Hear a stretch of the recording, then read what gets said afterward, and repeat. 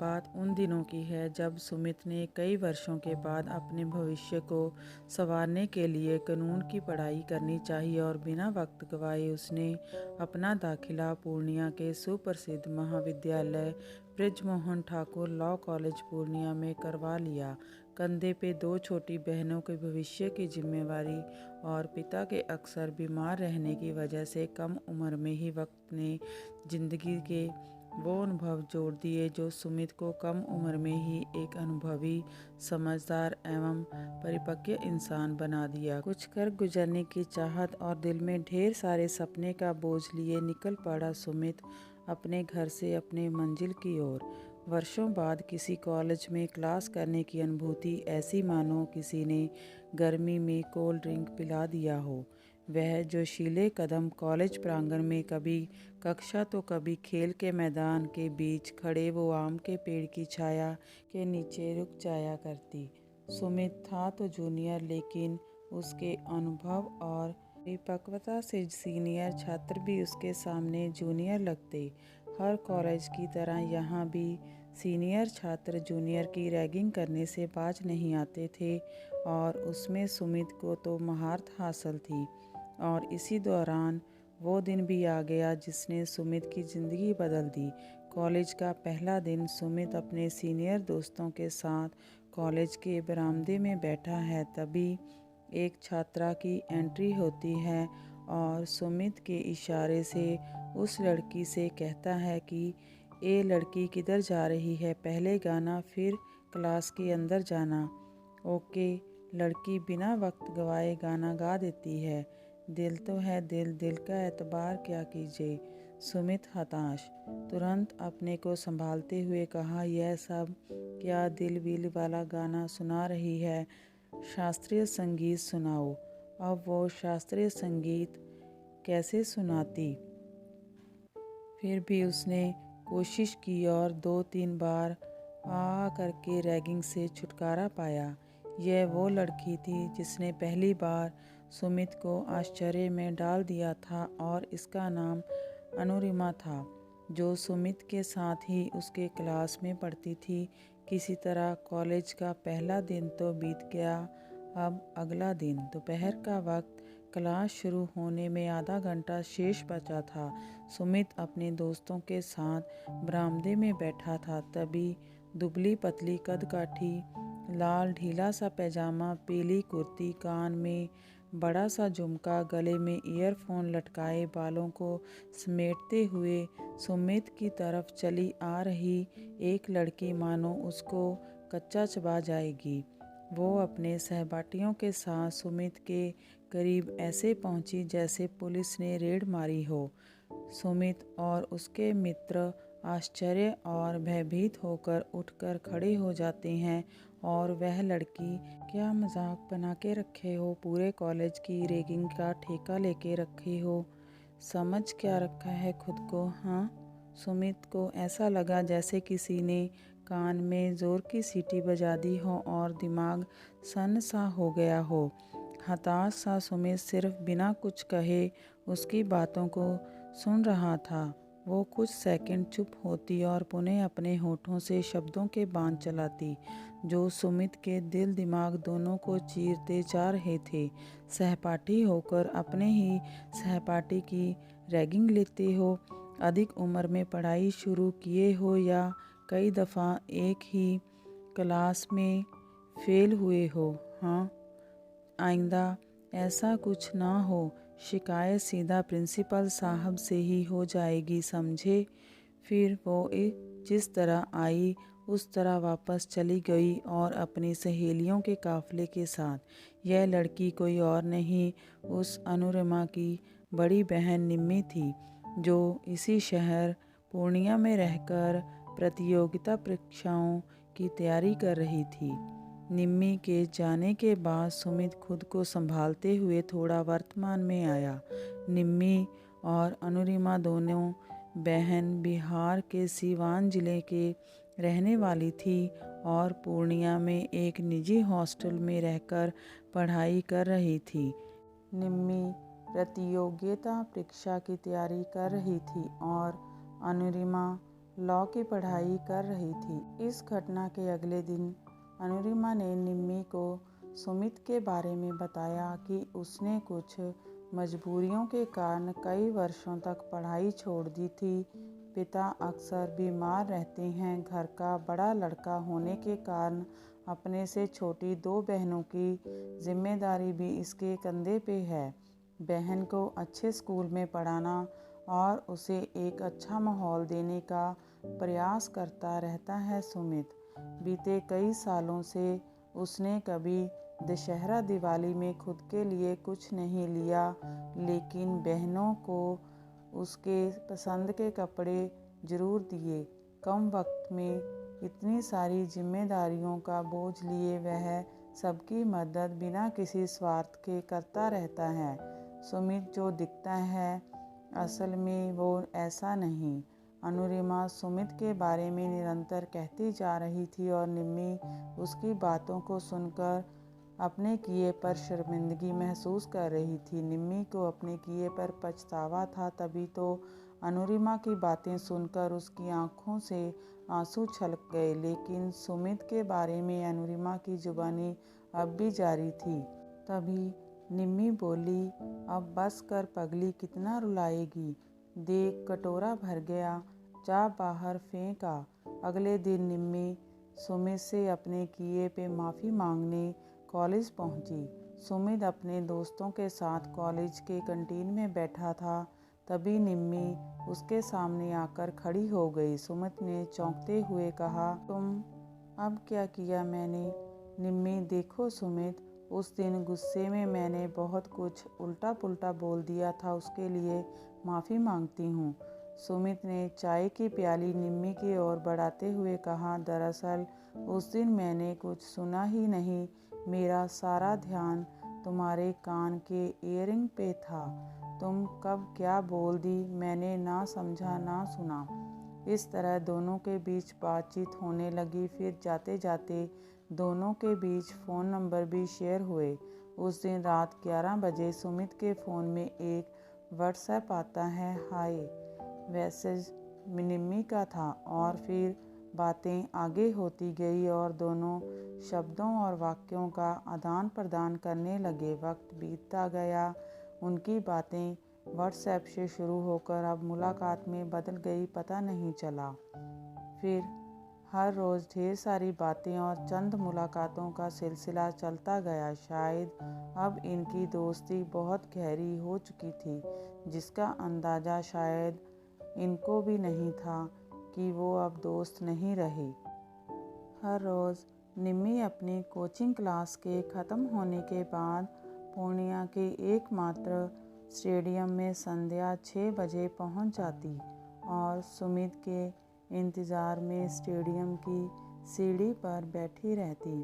फिर रोज़ की तरह सुमित का मूंगफली लेकर देरी से आना, फिर निम्मी का खूबसूरत गुस्सा, फिर दोनों के बीच प्यार भरी तकरार, निम्मी द्वारा कभी न मिलने का झूठा वादा करना।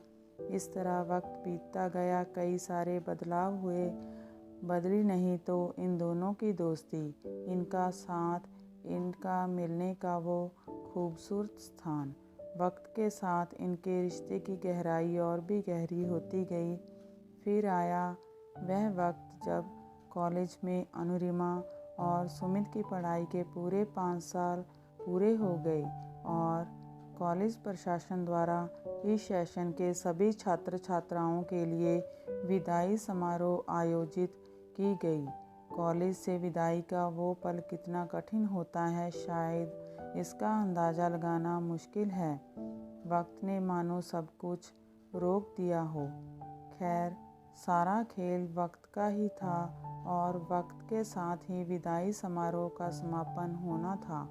उसके बाद सभी अपने अपने सपनों को पूरा करने के लिए गंतव्य स्थान की ओर प्रस्थान कर जाते। लेकिन सुमित को इस कॉलेज से जो मिला वो शायद इस सेशन के किसी छात्र को नहीं मिला। वो था एक सच्चा दोस्त जो दिल के करीब था। कॉलेज की पढ़ाई पूरी होने के बाद अनुरिमा और निम्मी को हमेशा के लिए घर वापस जाना था और चूंकि निम्मी घर की बड़ी बेटी थी, इसलिए घर वापस जाते ही उसकी शादी हो जाने की भी चर्चा हो रही थी। 5 वर्षों में जो प्यार स्नेह यहाँ मिला, उसे छोड़कर हमेशा के लिए चले जाने का दर्द असहनीय था। इसी पीड़ा और दिल में ढेर सारी बातें लेकर निम्मी उसी स्टेडियम में शाम 6 बजे सीढ़ी पे बैठे सुमित का इंतज़ार करने लगी। उधर सुमित हाथ में मूंगफली लिए कुछ चबाते कुछ गिराते हालात से अनजान रोज़ की तरह देरी से पहुंचा और निम्मी के बगल में मूंगफली रखकर बैठ गया। निम्मी एक एक मूंगफली उठाती, उसे फोड़ती, ऐसे मानो दिल के दर्द को रोक रही हो। शांत सा माहौल, निम्मी की खूबसूरत आँखों के कोर में आंसू की वह बूंदें दिल का हाल बयां कर रही थी। शायद सुमित निम्मी की इस पीड़ा को समझ रहा था, इसलिए उसने माहौल को हल्का करने के लिए कहा, निम्मी एक काम करना, ये सारी मूंगफली तुम लेकर चली जाना और वहाँ आराम से अपने कमरे में बैठकर खाना। निम्मी गुस्से और दर्द भरी नज़रों से सुमित की ओर देखती और झल्लाते हुए कहती है, तुम कब किसी बात को गंभीरता से लोगे? बोलो, घर में मेरी शादी की बात चल रही है। सुमित, मैं इसको क्या जवाब दूँ? बताओ।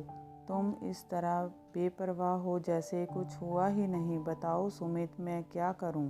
और निम्मी की आंखों में छुपी वो आंसू खुद को रोक नहीं पाए और आंखों से छलकते ही माहौल फिर से शांत और गमगीन सा हो गया, मानो अंधकार में चांद छुप गया हो। निम्मी खुद को संभालते हुए, आंसू को रोकते हुए सुमित के हाथ में मूंगफली को पकड़ाते झल्लाते हुए कहती है, लो ये मूंगफली, घर जाकर आराम से खाना। इस बीच कब सूर्य ढल गया पता ही नहीं चला। अंधेरा धीरे धीरे चांदनी रात को अपने आगोश में लेने की कोशिश कर रहा था। सुमित अपनी मोटरसाइकिल में चाबी लगाते हुए बोला, निम्मी चलो, रात होने को आई, चलो मैं तुम्हें तुम्हारे रूम पे छोड़ दूँ। निम्मी, हाँ सुमित, मुझे पता है तुम मुझे छोड़ ही दोगे, और कर भी क्या सकते हो। निम्मी के आंखों के आंसू अब भी छलकने का इशारा कर रहे थे और इधर सुमित अब मायूस था। अंधेरे ने उसके आंसू को कहीं छुपा दिया। नमी की वजह से निम्मी ये आंखें देख न सकी। सुमित मोटरसाइकिल स्टार्ट करता है और निम्मी को उसके हॉस्टल छोड़ने निकल पड़ता है। वो दोनों एक दूसरे को बिना कुछ कहे जुदाई और मोहब्बत को एक साथ महसूस कर रहे थे। सुमित निम्मी को छोड़कर वापस अपने घर चला आता है और उसी रात 10 बजे सुमित को निम्मी का व्हाट्सएप आता है, तुमने क्या सोचा सुमित, बताओ। सुमित कोई जवाब नहीं देता है। उसके बाद निम्मी का कोई मैसेज नहीं आता। सुमित काफ़ी देर तक मोबाइल स्क्रीन पे नज़र गड़ाए रखता है, लेकिन उसके बाद निम्मी का कोई मैसेज नहीं आता। 2 बहनों की शादी, पिता का ख्याल, आर्थिक परिस्थिति और सर पर ढेर सारी जिम्मेदारियों के बोझ ने सुमित को निम्मी के मैसेज का रिप्लाई करने से रोक दिया और देखते ही देखते कॉलेज के फेयरवेल का दिन आ गया। सुमित चाहता था कि निम्मी इस समारोह में ना आए, लेकिन दिल से वह पूरे समारोह में उसी को ही खोज रहा था। इस दौरान अनुरिमा सुमित के पास आती है, सुमित जी, आज कॉलेज का आखिरी दिन है, शायद आज के बाद कभी मुलाकात नहीं होगी, इसलिए आखिरी बार आप चाहो तो स्टेशन मिलने आ सकते हो। आज शाम 5 बजे की ट्रेन है, चलती हूँ, अपना ख्याल रखना। निम्मी और अनुरिमा अपने सामान के साथ प्लेटफॉर्म नंबर 1 पर पहुँच जाती हैं। मन को रोके दिल में मिलने का ख्याल लिए सुमित कॉलेज से निकलने के बाद स्टेशन के एक फ्लाईओवर पे निम्मी की नज़रों से दूर खड़ा हो जाता है, जहाँ से सुमित निम्मी को देख पा रहा था। उधर निम्मी की नज़रें स्टेशन के हर तरफ सुमित को ढूंढ रही थी। तभी ट्रेन आती है और उतरने और चढ़ने वाले यात्रियों का काफिला प्लेटफार्म को अपने आगोश में ले लेता है। लेकिन सुमित की नज़रें अब भी इस भीड़ में निम्मी को ही देख रही थी, जो किसी तरह मशक्क़त के साथ ट्रेन के डिब्बे में चढ़ने का प्रयास कर रही है। बड़े फुर्ती के साथ अनुरिमा भीड़ को कमज़ोर करते हुए ट्रेन पे चढ़ जाती है और बारी बारी से निम्मी उसे सामान देती है। लेकिन निम्मी की नज़रें अब भी सुमित को ढूंढ रही थी। सभी सामान को चढ़ाने के बाद खुद भी ट्रेन पर चढ़ जाती है और चढ़ने से पहले एक बार पूरे स्टेशन के हर तरफ नज़र दौड़ाती है कि कहीं दिख जाए उसका सुमित। उसे लगा शायद देर से आने की आदत जो थी उसे, लेकिन शायद बहुत देर हो चुकी थी। निम्मी की मोहब्बत अब यादों में तब्दील हो चुकी थी। ट्रेन धीरे धीरे स्टेशन को छोड़ते हुए निकलती जा रही थी, लेकिन निम्मी की आंखें अब भी सिर्फ और सिर्फ सुमित की एक झलक मात्र को तरस रही थी। ट्रेन फ्लाईओवर के नीचे से गुजरता है। सुमित अब भी उसी फ्लाईओवर पे खड़ा उस जाती ट्रेन को निहार रहा था और तभी जो हुआ शायद वो मोहब्बत का खूबसूरत एहसास था। फ्लाईओवर से नीचे उतरने के दौरान निम्मी ने सुमित को एक झलक देख लिया और बिना वक्त गवाए उसने आवाज़ लगा दी, सुमित। सुमित ने पीछे देखा तो उसकी भी सीधी नज़र निम्मी पे पड़ी, जो हाथ हिलाकर उसे इशारा कर रही थी, मानो अपनी मोहब्बत का इजहार कर रही हो। सुमित की आंखों में छुपे वो आंसू पहली बार उसकी आंखों से छलक पड़े और वह खुद को संभालते हुए स्टेशन से बाहर आ गया और मूंगफली लिए सीधा स्टेडियम चला गया। शायद वो भूल गया था कि आज मूंगफली वो वापस अपने घर ले जाएगा, क्योंकि आज निम्मी उसके साथ नहीं थी। वक्त वहीं शाम के ठीक 6 बजे, जब वह हर रोज़ निम्मी से मिला करता था। अब ना निम्मी रही, ना उसकी वो प्यार भरी बातें, है तो सिर्फ उसकी यादें। ज़िंदगी फिर उसी जिम्मेदारियों के बोझ तले चलने लगी।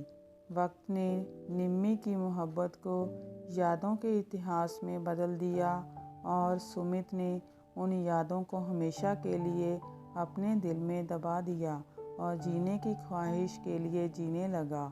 शायद इसलिए किसी ने ठीक ही कहा है कि ज़िंदगी कितनी भी दर्दनाक क्यों ना हो, जीना पड़ता है। आज सुमित ने अपनी दोनों बहनों की धूमधाम से शादी करवाई और पिता का इलाज भी, और कहीं उसने अपने दिल में निम्मी की यादों को भी दफन कर दिया, जो अक्सर उसकी आंखों में दिखती हैं।